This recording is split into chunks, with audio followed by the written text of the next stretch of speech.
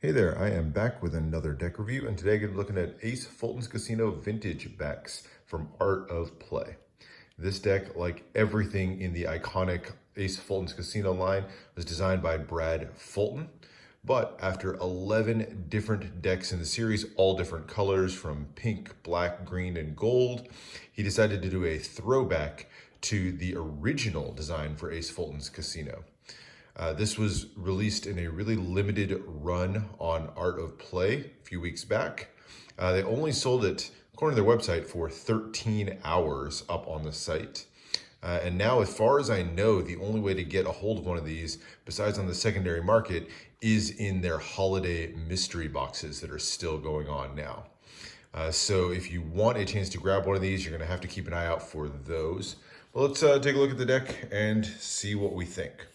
So we're going to start with the Tut Case, and right away you're going to see the differences in the design with this throwback look. So just for comparison, here's the Femme Fatale deck, and you can see that classic design that you see on all of the decks with the Ace Fulton's Casino sign here. But for the vintage back, it's got this beautiful brown matte finish to the Tut Case, kind of a reddish brown color, and it just has a much simpler Spade Pit in the middle with Ace Fulton's Casino written on there. The Fultons and Casino are done up in gold foil. Fulton's is nicely embossed on here, but it's a very stark finish to the front of the Tut Case. Really nice kind of classy retro style design on this one. On the sides, you got Ace Fulton's Casino on one side and the D&D playing card company on the other, for Dan and Dave, who produce and distribute all of these decks. The bottom has some ad copy for Dan and Dave, and it also mentions that this is done in the cambric thin stock. Most of the other decks are done in cambric 37. This is a much thinner stock. The top just has Fulton's written in this kind of fancy script, but it's covered up by the postage stamp style tuck seal. And then you have really nothing at all printed other than made in the USA on the back of the Tut Case. And here's a closer look at that postage stamp style tuck seal. Very similar to the ones that are used on all of the Ace Fulton's decks. Just very simply says the D&D playing card company. But this one's done up kind of in a brown like packaging paper with black ink. So that's it. That's the very simple retro styled Tut Case. Interior flap just has trademark for cambric, and then you have the 3-7 for cambric 37 on the interior, and no printing on the inside of the tuck. So there's the tuck, but let's take a look at the cards, and we'll start with the back design.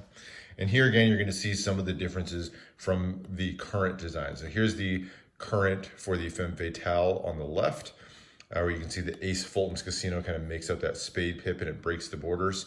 This one again kind of goes back to a much simpler and more retro look. So it has a casino style back with Ace Fulton's Casino just kind of layered over the top of a black Spade Pit, and it's reflected on the other side to make the two-way back. I have a nice medium poker border around the edge, and the design doesn't really break the border at all. What is nice about this one though is the entire back is done in this metallic bronze ink, which is a very, very cool look. I really like the use of that bronze ink. That really kind of amps up what is a relatively simple design, but really amps it up to another level. So really nice on that. There's the back design. As far as extra cards, you get the classic Ace Fulton's Casino, compliments of Ace Fulton's Casino, South Las Vegas, Nevada. The paired jokers here, so two identical. So kind of reminiscent of a deck that may have been given away at this fictional casino. You see this on most of his decks. And then you get two other extra cards. This one does appear in a lot of his decks as well. So it's the two-sided card. Call it an ad card for Ace Fulton's Casino. One side is for Brenda Fulton's world famous tip sheet, where you can do horse betting. And on the other side, you've got the Rules of Fulton's Casino, one of my favorite cards in any of the decks. As you read these, it's kind of brings you back to that retro era with some of the language in here. Like number 4, bring the grease, feel the heat. And then tip the dolls or take it on the heel and toe. And then at the bottom, you can see designed by Brad Fulton, produced by Dan and Dave Buck, and illustrated, like all the decks, by Dan Phillips. So there's that. And then the last one is a double backer with a little bit of a reveal. So you've got the back on one side, and then the other side, you got one done in this kind of orange metallic. Obviously, if you've seen some of the other decks, this is probably a preview for what's next. So the vintage back is not going to finish with this one design. Looks like it's going to have an orange as well. So there are the extra cards. Now, looking at the deck itself, not a lot of customization in the deck. You have the Ace of Spades, which is going to be custom. Again, kind of a change from what you may have seen on some of the other Ace Fulton's decks. But you have this large bronze spade pip behind, and then just Ace Fulton's Casino written over the top. I like how the A kind of folds into the Spade Pit. It's kind of a nice little design element there. Standard pips, or standard index in the corner with a slightly custom, kind of a fatter, more rounded spade pip design. And then as you go through these, other than that kind of slightly different spade pip there, they're gonna be pretty standard placement on the pips all the way through. Nothing too custom in the rest of the deck outside of that Ace of Spades. Quartz are gonna be more the Arco style quartz, but not in a very classic colorway with a red, yellow, and blue. It's meant to be a deck that is used for gameplay, so they kept the look very, very familiar on these. I do like on some of his other decks, he'll do like some slight customizations to the pip to make it a little bit more interesting. The Fulton's clip joint deck is a really good example of that. One of my favorites. But this one kept it very, very simple, very, very classic.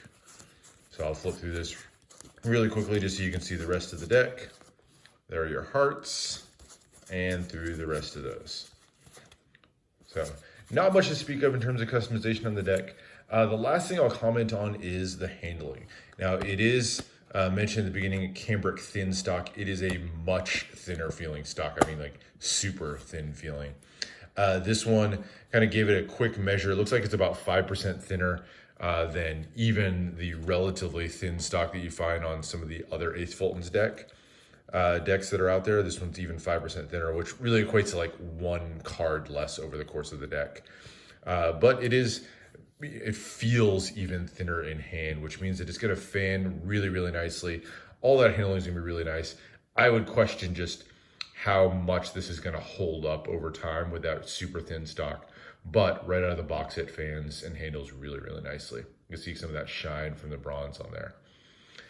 As far as uses of the deck, like a lot of the Ace Fulton's decks, I mean, you know, a lot of people will just collect these, leave them as is. This promises to be one of the slightly rarer ones of the series. But, you know, if you want to break these out of the tuck, you can use this for pretty much anything.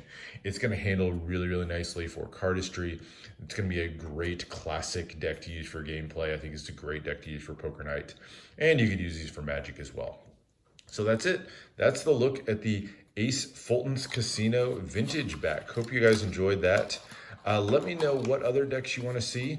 Subscribe for more deck reviews and unboxings. Always putting more of those up on the channel. And like, comment on this video if you enjoyed. All right, thanks a lot, and I'll see you for the next one.